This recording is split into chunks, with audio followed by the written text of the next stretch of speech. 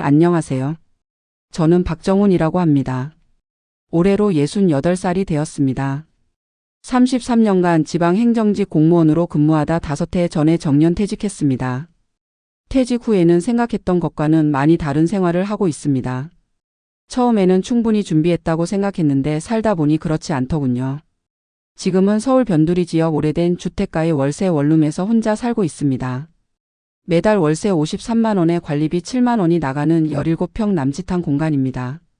33년간 성실하게 일했던 공무원이 어떻게 이런 상황에 처하게 되었는지 제 이야기를 들려드리겠습니다. 하루의 시작은 언제나 같습니다. 새벽 5시 30분 알람 소리보다 먼저 눈이 떠집니다. 젊었을 때부터 이어온 습관이라 지금도 자연스럽게 그 시간에 깨어납니다. 창밖은 아직 어둡고 방 안은 더 어둡습니다. 침대에서 일어나 작은 부엌으로 향합니다. 전기포트에 물을 넣고 스위치를 누릅니다. 물이 끓는 동안 화장실에 가서 세수를 합니다. 거울에 비친 제 모습은 날이 갈수록 더 늙어 보입니다. 흰 머리카락, 주름진 얼굴, 피곤해 보이는 눈. 이런 모습이 낯설진 않지만 가끔은 이게 정말 나인가? 하는 생각이 들기도 합니다. 끓은 물로 녹차 한 잔을 우려냅니다. 예전엔 커피를 즐겨 마셨지만 건강을 생각해서 녹차로 바꿨습니다. 특히 제주도에서 생산된 유기농 녹차를 좋아합니다. 힘들 때마다 이 은은한 향이 마음을 진정시켜 주는 것 같아요.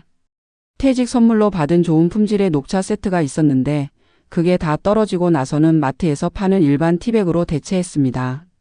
맛은 조금 떨어지지만 아침을 시작하는 의식으로는 충분합니다.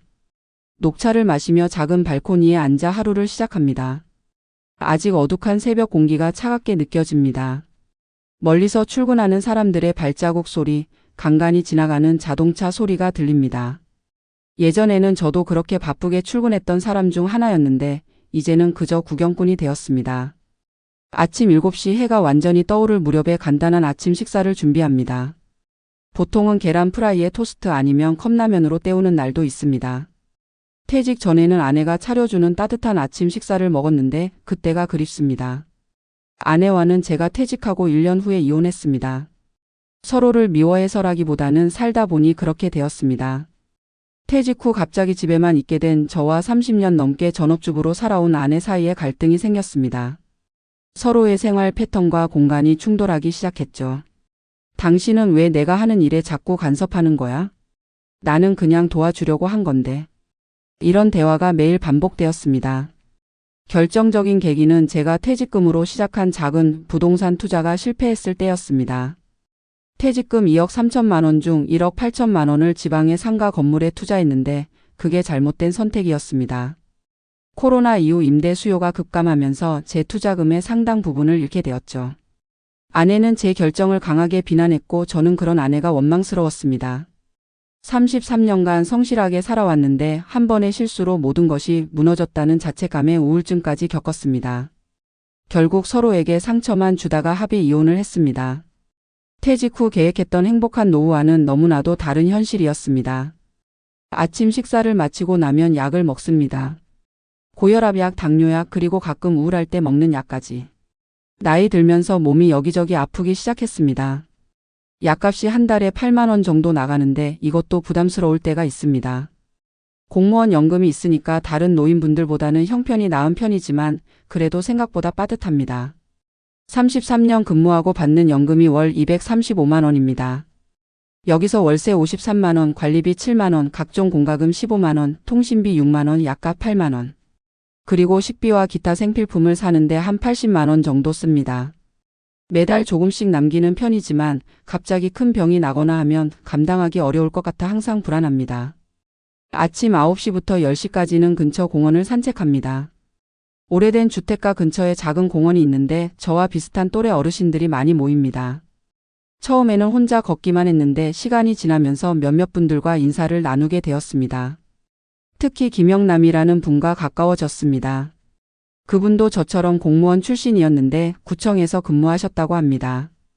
박 선생 오늘도 일찍 나오셨네. 네, 날씨가 좋아서 나왔습니다.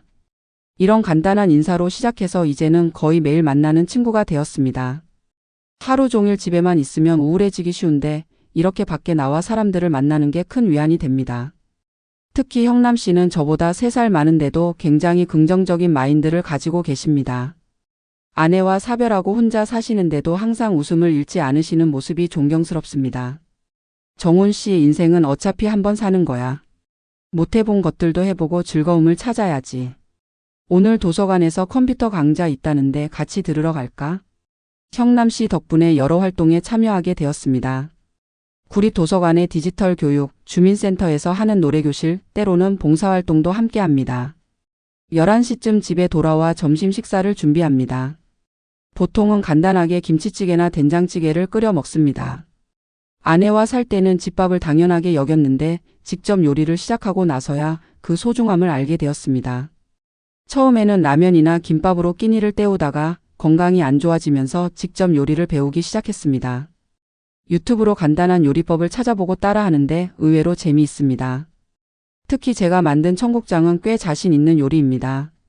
어머니께서 해주시던 방식 그대로 만들어 보니 어릴 적 추억이 되살아나더군요. 발효식품이라 건강에도 좋고 특유의 구수한 향이 제 마음을 편안하게 해줍니다. 요즘은 일주일에 한 번씩 청국장을 쑤어 먹는데 그날은 특별히 행복합니다. 점심 식사 후에는 보통 TV를 보거나 책을 읽습니다. 요즘은 역사책에 관심이 많습니다. 젊었을 때는 바빠서 제대로 읽지 못했던 책들을 이제야 읽고 있습니다. 특히 조선시대 역사가 재미있더군요. 세종대왕이나 정조와 같은 성군들의 이야기를 읽으면서 리더십에 대해 생각해 봅니다. 제가 과장으로 일할 때 직원들에게 어떤 리더였을까 반성도 하게 됩니다. 오후 3시쯤 되면 또 산책을 나갑니다. 이번에는 조금 더 멀리 근처 하천변까지 걷습니다. 걷는 동안 많은 생각을 합니다. 과거의 선택들, 앞으로의 삶, 자녀들과의 관계 등. 딸 하나와 아들 하나가 있는데 모두 결혼해서 따로 살고 있습니다. 한 달에 한 번 정도 만나는 편이지만 요즘은 그마저도 쉽지 않습니다. 모두 자기 삶이 바쁘니까요. 특히 아들과는 이혼 후에 연락이 뜸해졌습니다.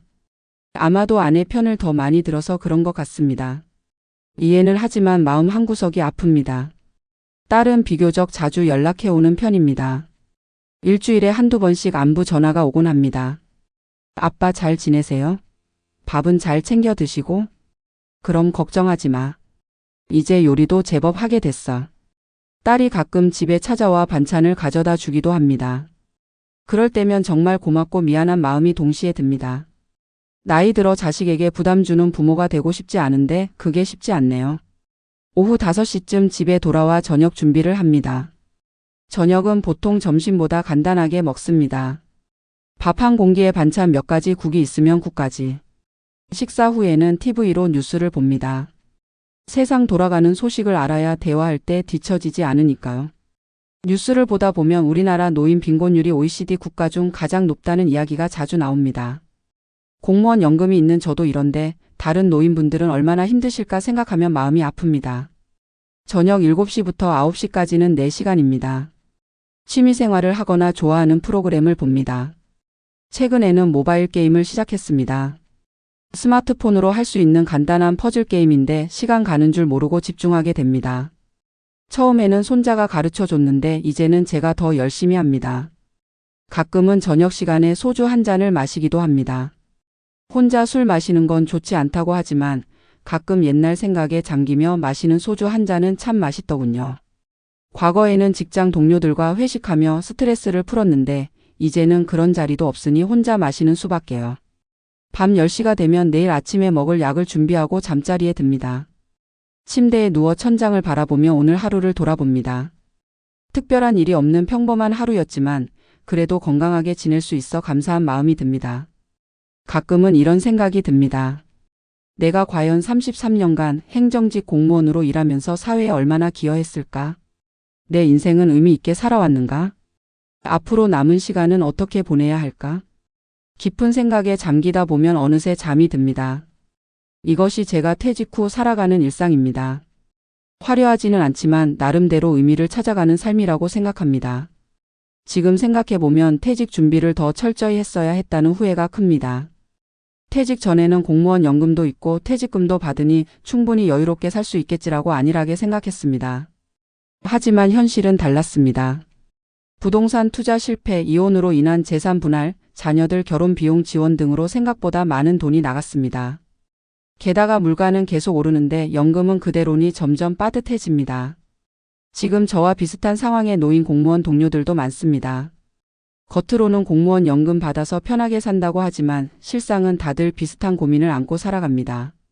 최근에는 퇴직 공무원들을 위한 일자리 정보를 찾아보고 있습니다. 나이가 많아 풀타임으로 일하기는 어렵지만 주 2, 3일 정도 일할 수 있는 파트타임 자리를 알아보고 있어요. 얼마 전에 구청에서 어르신 일자리 사업 안내문을 봤는데 공원 관리나 교통 안내 같은 일을 하면 월 40만 원 정도 받을 수 있다고 합니다. 그 정도라도 있으면 생활에 여유가 생길 텐데요. 그 외에도 제 행정 경험을 활용할 수 있는 방법을 고민 중입니다. 예전에 민원실에서 오래 근무했던 경험을 살려 상담 봉사를 하는 것도 좋을 것 같습니다. 돈을 벌지는 못해도 사회에 도움이 되는 일을 하고 싶습니다. 사실 가장 큰 걱정은 건강입니다. 지금은 그럭저럭 건강하지만 앞으로 5년, 10년 후에는 어떨지 모르겠습니다. 큰 병에 걸리면 감당하기 힘들 텐데 그때 자녀들에게 부담 주기도 싫고. 그래서 평소에 건강관리에 신경 쓰려고 노력합니다. 매일 10,000보 이상 걷기, 규칙적인 식사, 과도한 음주 피하기 등등. 형남 씨는 저보다 3살이 많은데도 건강검진에서 모두 정상 판정을 받았다고 자랑하더군요. 저도 그분처럼 건강하게 나이 들고 싶습니다. 한 가지 위안이 되는 것은 공무원으로 일하면서 쌓은 인간관계입니다. 업무상 만났던 많은 분들과 지금까지도 연락을 주고받습니다. 특히 제가 민원실에서 도움을 드렸던 분들이 가끔 연락해 오실 때면 보람을 느낍니다. 박 주무관님, 그때 도움 주신 덕분에 문제가 잘 해결됐습니다. 이런 말 한마디가 힘이 됩니다. 33년간의 공직 생활이 결코 헛되지 않았다는 증거니까요. 얼마 전에는 제가 근무했던 구청에서 퇴직자 모임이 있었습니다. 10년 만에 만난 동료들도 있었는데 다들 많이 늙었더군요. 저도 그렇겠지만요. 그래도 함께 일했던 추억을 나누며 웃고 떠드니 마음이 따뜻해졌습니다. 우리 모두 각자의 방식으로 노후를 살아가고 있었습니다. 어떤 이는 여유롭게, 어떤 이는 저처럼 조금 빠듯하게. 하지만 모두 나름의 행복을 찾아가고 있었습니다. 가장 부러웠던 것은 부부가 함께 온 경우였습니다.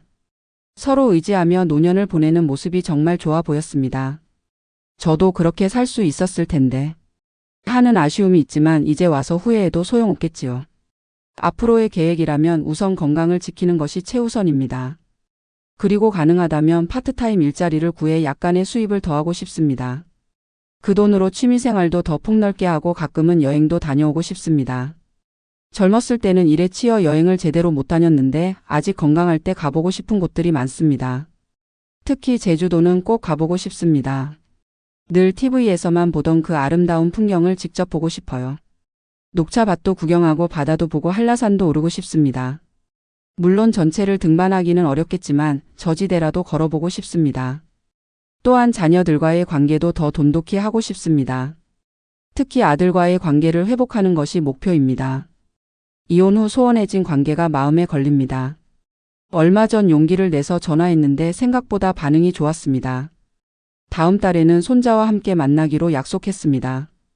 기대가 큽니다. 지금 생각하면 공무원으로 33년간 일하면서 저에게 가장 중요한 것은 월급이나 승진이 아니라 보람이었던 것 같습니다. 시민들에게 도움을 드리고 그분들이 고마워하실 때 느꼈던 그 기쁨. 그것이 제가 오랫동안 공직을 떠나지 않고 일할 수 있었던 원동력이었습니다. 퇴직 후에도 그런 보람을 느낄 수 있는 일을 찾고 싶습니다. 비록 지금은 작은 월세 원룸에서 혼자 살고 있지만 이것도 나름의 의미가 있다고 생각합니다. 인생의 모든 단계가 그렇듯 노년기도 하나의 과정이니까요. 중요한 것은 어떤 환경에 있느냐가 아니라 그 환경에서 어떤 마음으로 살아가느냐 하는 것이겠죠. 저는 앞으로도 감사한 마음으로 하루하루를 살아가려 합니다. 건강이 허락하는 한 새로운 것을 배우고 좋은 사람들과 만나고 작은 행복을 찾아가는 삶을 살고 싶습니다. 어쩌면 이런 소박한 꿈이 진정한 행복의 비결인지도 모르겠습니다. 그동안 제 이야기를 들어주셔서 감사합니다. 여러분도 퇴직 준비를 미리 철저히 하시고 건강하고 행복한 노년을 맞이하시길 바랍니다. 인생은 생각보다 길고 또 생각보다 짧습니다. 매 순간을 소중히 여기며 살아가는 것이 중요하다고 느낍니다. 감사합니다.